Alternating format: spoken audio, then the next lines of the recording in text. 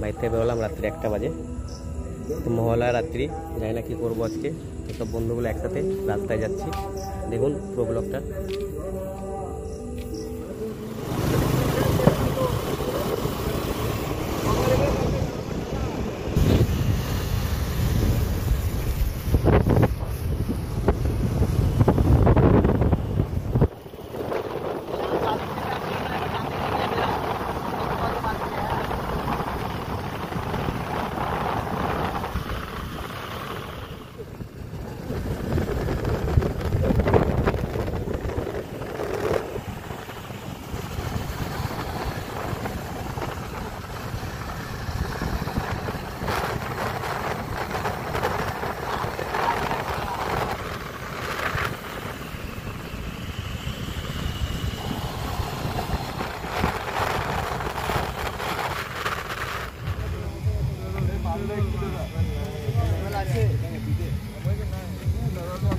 আমিও আছি এখানে।